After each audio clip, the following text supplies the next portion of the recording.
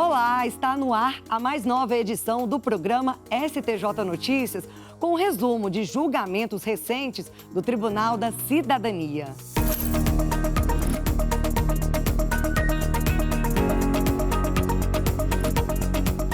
Na edição de hoje, você confere. Presidente do Superior Tribunal de Justiça, ministro Herman Benjamin, concede liminar para suspender a ordem de desocupação de uma área conhecida como Quilombo Itaúnas, no Espírito Santo. E mais, em caso de erro na execução, o suspeito responde pelo crime contra quem queria atingir. E além disso, após mais de 30 anos de espera, família de cadete morto em curso de formação na Academia Militar das Agulhas Negras será indenizada em R$2 milhões. Eu sou Kátia Gomes e o STJ Notícias está no ar.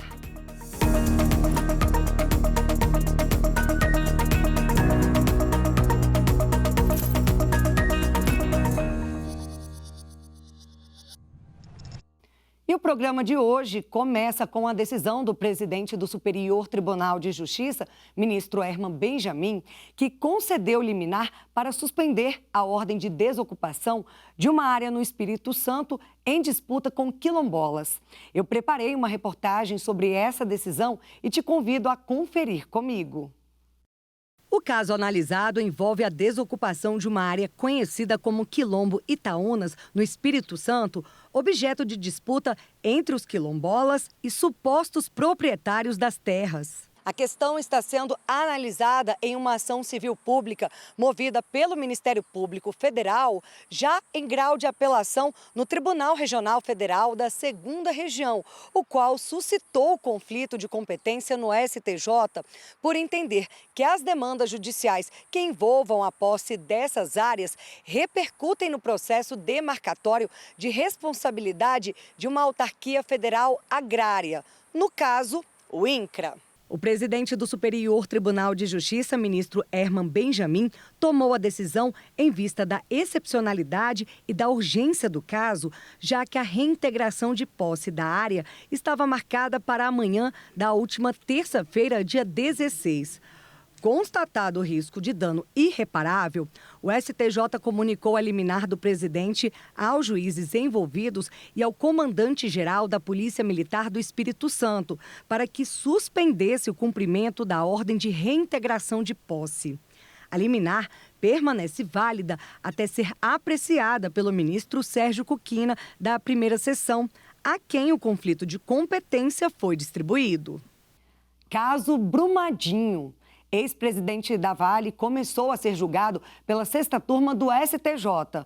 Um pedido de vista suspendeu a análise do processo após o voto do relator pela reabertura das ações. A 6ª turma do STJ iniciou o julgamento do recurso com o qual o Ministério Público Federal pretende reformar a decisão do Tribunal Regional Federal da 6ª Região, que retirou o ex-presidente da Vale, Fábio Schvartzman, das ações penais relacionadas ao rompimento da barragem em Brumadinho, Minas Gerais. Após o voto do relator, ministro Sebastião Reis Júnior, um pedido de vista suspendeu o julgamento. O relator defendeu a reforma do acórdão do TRF-6, por entender que a denúncia apresentou indícios mínimos de autoria e descreveu de forma adequada a conduta do ex-presidente da empresa, em nível suficiente para o prosseguimento das ações penais. O ex-presidente da Vale foi acusado de homicídio qualificado e de crimes ambientais decorrentes do rompimento da barragem em Brumadinho, em janeiro de 2019, que deixou 270 mortos. No ano passado, o TRF-6 acolheu o habeas corpus da defesa de Schvartzman e retirou o nome dele da lista de possíveis responsáveis por entender que a denúncia não trazia elementos mínimos contra ele. No recurso ao STJ, o Ministério Público Federal argumentou que a pronúncia exige apenas indícios suficientes e que, ao trancar a ação penal, a Corte Regional teria usurpado a competência do Tribunal do Júri. Em seu voto, o ministro Sebastião Reis Júnior destacou que, para avaliar a existência de justa causa na ação penal, é necessário um exame mais profundo dos fatos e provas que embasaram a denúncia. Segundo ele, ao fazer essa análise no julgamento do habeas corpus, o TRF-6 violou o artigo 413 do Código de Processo Penal, pela extensão do exame realizado. O ministro ressaltou que a denúncia não é genérica, pois descreve detalhadamente os fatos que resultaram na morte das vítimas e nos danos ambientais, demonstrando de forma suficiente o vínculo do denunciado com os crimes. O relator também lembrou que, para o MPF, a posição de liderança de Schwartzman como presidente da Vale, aliada às decisões e falhas na gestão de riscos que contribuíram diretamente para a tragédia, caracterizam sua responsabilidade penal. Ocorre o chamado erro na execução de um crime quando o agente atinge uma pessoa diferente daquela que tinha como alvo. Em julgamento recente, a sexta turma analisou um caso em que um grupo foi denunciado pela tentativa de homicídio de 3 policiais e acabou atingindo uma outra pessoa. O julgamento da sexta turma do STJ foi de que nos casos em que uma pessoa tinha alguém como alvo, mas errou na execução, ela responde pelo ato contra quem efetivamente pretendia atingir. Dessa forma, segundo o colegiado, não incide o concurso formal, regra prevista no Código Penal, como explica este advogado. Exemplificativo, como é que ficaria? Eu vou atingir a pessoa A, certo? Acabei atingindo a pessoa B. Eu vou responder pelo crime mais grave e vou fazer a soma e o aumento. Se os dois forem consumados, nós vamos responder por 2 consumados. O caso julgado foi de um grupo que atirou contra policiais e acabou atingindo uma outra pessoa. Os integrantes desse grupo foram denunciados pela tentativa de homicídio contra os 3 policiais que eram os alvos dos disparos.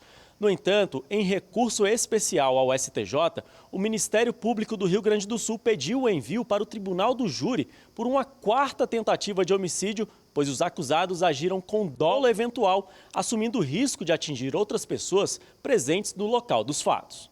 O relator desembargador convocado, Otávio de Almeida Toledo, explicou que na hipótese de erro na execução, o Código Penal prevê que a pessoa responda como se tivesse atingido o verdadeiro alvo da ação criminosa.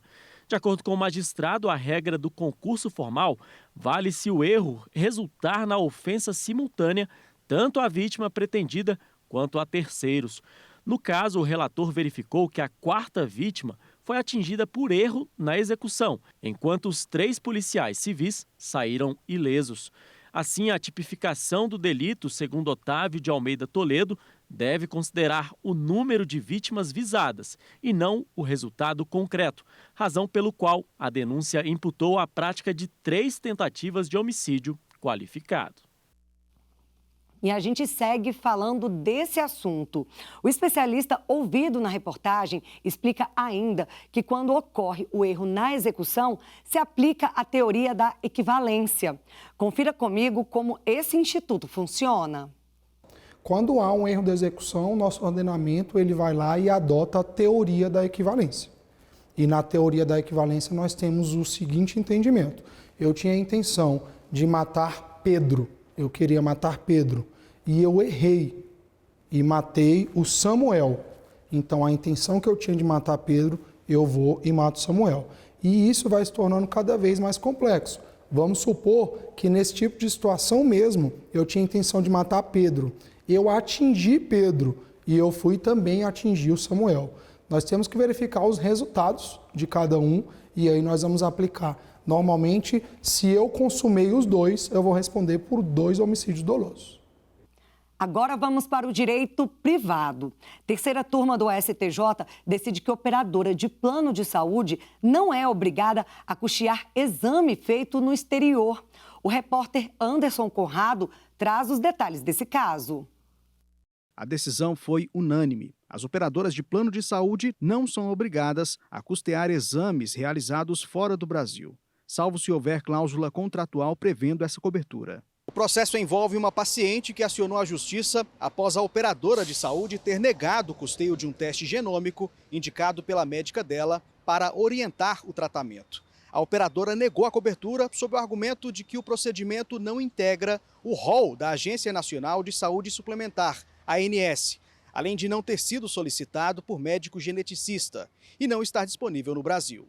Em primeira instância, a ação da paciente foi julgada procedente e o Tribunal de Justiça de São Paulo manteve a decisão ao considerar irrelevante o local da análise do exame, já que o material foi colhido no Brasil.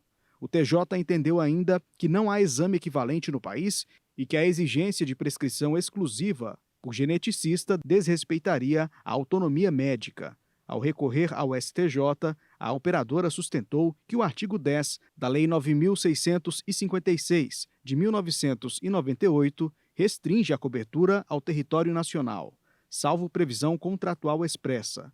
A terceira turma deu parcial provimento ao recurso. A relatora ministra Nancy Andrighi afirmou que tanto a legislação quanto a resolução normativa da ANS evidenciam que a área de abrangência dos planos de saúde, onde a operadora deve assegurar todas as coberturas contratadas, está prevista ao território nacional. A ministra ainda citou decisões anteriores do próprio colegiado, que reforçam essa posição. Em 13 de setembro de 1987, teve início o maior acidente radiológico do mundo, o caso do Césio 137. Passados 38 anos, as marcas de apenas 19 gramas do material radioativo, que resultaram em 4 mortes, ainda continuam vivas na memória de muitas pessoas. O programa Último Recurso revisita essa tragédia que marcou Goiânia e destaca as decisões do Superior Tribunal de Justiça em defesa das vítimas. E para sabermos um pouco mais como foi a produção do material, eu convido a repórter Samanta Peçanha, que junto com a nossa equipe técnica realizou um trabalho primoroso. Seja muito bem-vinda, Samanta. Kátia, muito obrigada pelas palavras e também pelo convite. Samanta, conta pra gente então como foi percorrer essa história tão marcante. Olha, Kátia, foi trabalhoso, né? É um trabalho não só físico e mental, mas também psicológico, porque é muito triste você reviver essa história e conversar diretamente com pessoas que, mesmo após 38 anos, têm isso ainda muito vivo, né, na vida delas. Então, é desgastante, mas ao mesmo tempo é muito importante a gente falar sobre isso, porque essa história não pode morrer, afinal, coisas assim, acidentes como esse não podem se repetir, então é sempre bom a gente lembrar que isso aconteceu para que não se repita. E também é muito gratificante ver o programa pronto, que está lindo, que está informativo e que, mais uma vez, faz com que não esqueçamos que acidentes como esse podem acontecer, não é? Não, o trabalho realmente, Samanta, está incrível. Toda a equipe, inclusive, está de parabéns. Agora a gente deixa uma palhinha, né, desse material para as pessoas em casa ficarem mais curiosas e, claro, assistir. Vamos ver? Claro. Uma tecnologia que era utilizada para salvar a vida foi usada indevidamente, abandonada, a fonte foi abandonada e jogada, e isso virou um acidente, considerado o maior acidente radiológico do mundo, né? Nós tivemos 4 óbitos diretamente ligados à radiação. Hoje que eu entendo, era Deus já me preparando, né, para cada vez só para ficar uns tempos. Isso precisa servir de alerta sobre o uso, a destinação desses equipamentos que contenham elementos perigosos como esses, né? Como o Césio 137.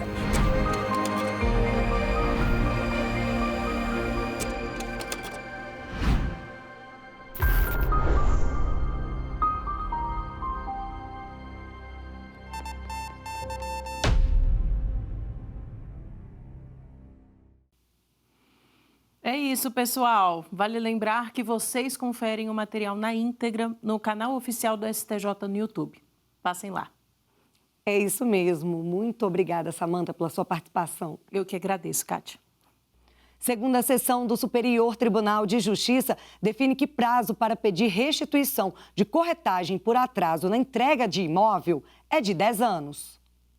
O colegiado decidiu sobre o rito dos recursos repetitivos que, nos casos em que for comprovada a culpa da construtora ou incorporadora pelo atraso na entrega do imóvel e o contrato de compra e venda for rescindido, o prazo para o consumidor pedir de volta o valor da comissão de corretagem é de 10 anos. Ainda segundo os ministros, o prazo começa a contar a partir do momento em que o comprador fica sabendo que a devolução foi negada. O caso representativo da controvérsia discutia o contrato de promessa de compra e venda de um apartamento que foi rescindido judicialmente porque a incorporadora descumpriu o prazo de entrega. Os compradores buscavam a devolução integral dos valores pagos, incluindo a comissão de corretagem. O Tribunal de Justiça do Ceará entendeu que, por se tratar de responsabilidade contratual, a prescrição seria de 10 anos e não se aplicaria à prescrição trienal definida no tema 938. A incorporadora interpôs recurso especial que foi julgado prejudicado após as partes fazerem um acordo extrajudicial.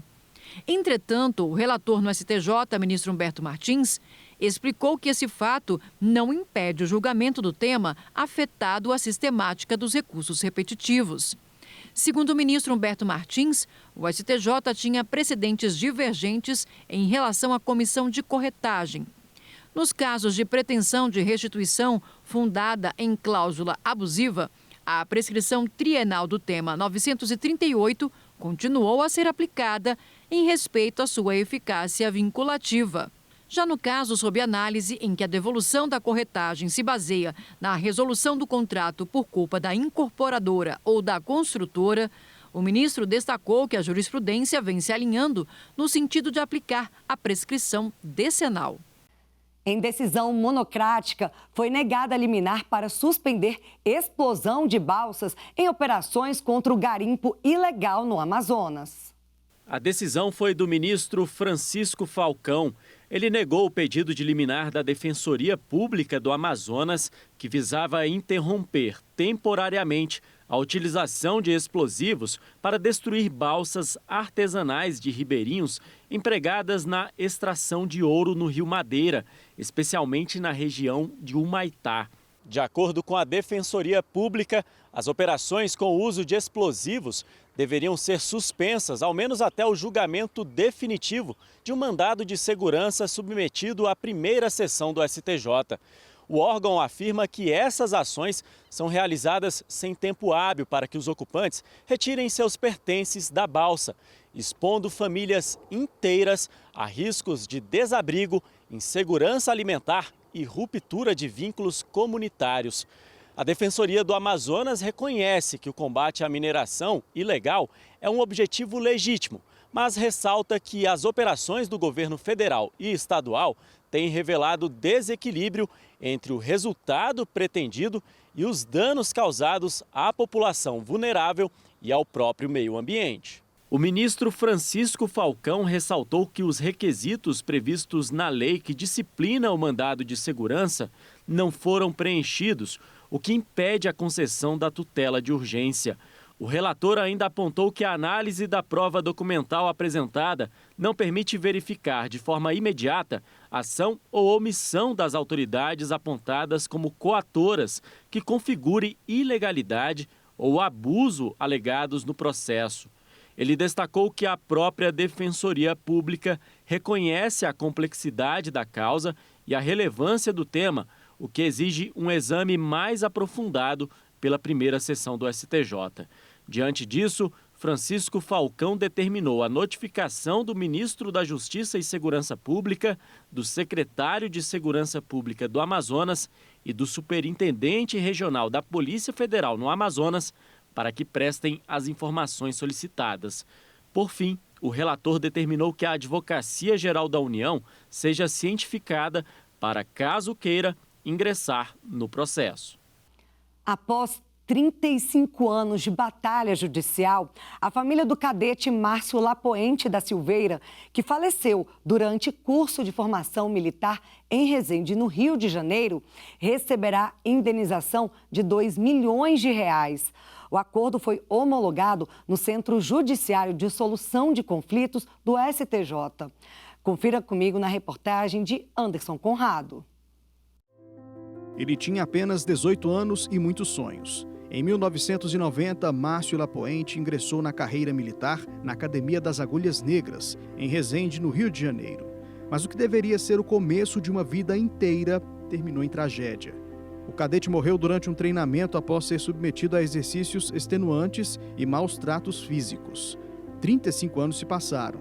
35 anos de luta da mãe, Dona Carmen Lúcia, para que a morte do filho não fosse esquecida. Éramos só eu tenho um outro filho que é autista, né? É 5 anos mais velho do que o Márcio, é o Cláudio. O Márcio já era, se tinha 18 anos, mas já era de uma responsabilidade muito grande, porque tinha um amor muito grande pelo irmão. Era ele que ia cuidar, né? Hoje eu estou com 80 anos, meu marido está falecido, não tenho família, não tenho netos, não tenho ninguém. E como é que fica o Cláudio? Ele era nossa família, né? Tudo estava concentrado em cima do Márcio, né? Em 2008, o Brasil assumiu perante a Comissão Interamericana de Direitos Humanos da Organização dos Estados Americanos a responsabilidade da União pela violação dos direitos à vida e à segurança pessoal, bem como pela demora no andamento da ação na Justiça. Na ocasião, o país se comprometeu a adotar medidas reparatórias para prevenir a repetição de situações semelhantes. Tanto a União quanto o capitão acusado pela morte do cadete foram condenados a pagar indenizações. No entanto, recorreram das sentenças e conseguiram revertê-las por meio de ações rescisórias. O Ministério trabalha arduamente no cumprimento das sentenças internacionais, fazendo a articulação entre os órgãos responsáveis tanto por fazer o reconhecimento das violações de direitos humanos e também fazer a defesa das vítimas e do Estado brasileiro perante os organismos internacionais. O caso de Lapoente se tornou um símbolo da luta por direitos humanos e responsabilização do Estado. A família do cadete buscou na Justiça o restabelecimento de uma condenação por danos morais e materiais, questionando a tentativa da União de revisar um acordo já estabelecido. Após 35 anos de uma batalha incansável, esse caso ganhou um novo capítulo. No Superior Tribunal de Justiça, em Brasília, o Estado brasileiro reconheceu sua responsabilidade pela morte do militar.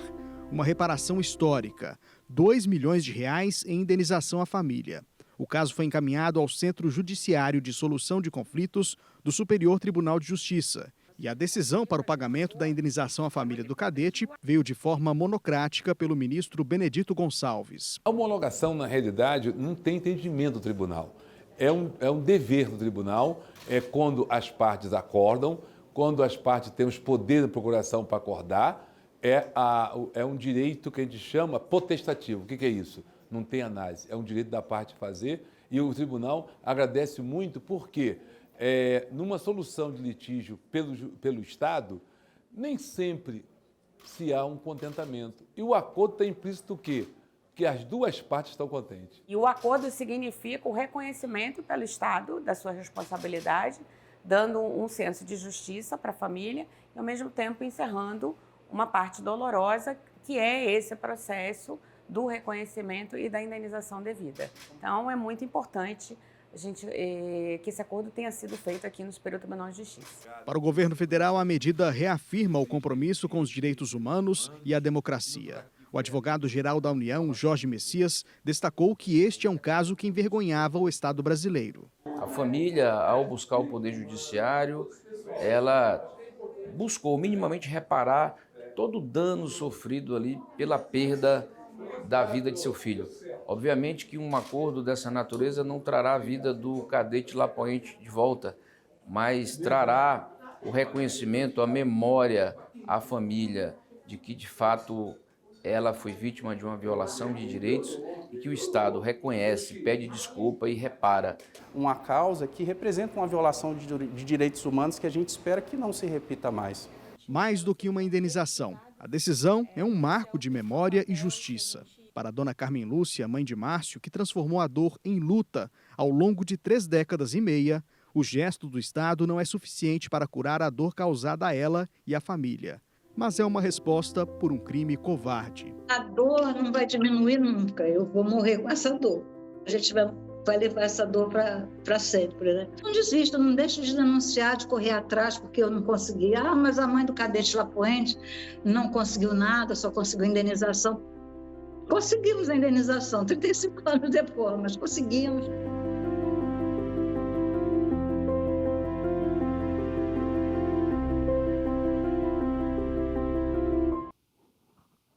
E o STJ Notícias vai ficando por aqui. Se quiser saber mais sobre decisões e outras informações do tribunal, é só acessar o site oficial e o perfil do STJ no YouTube.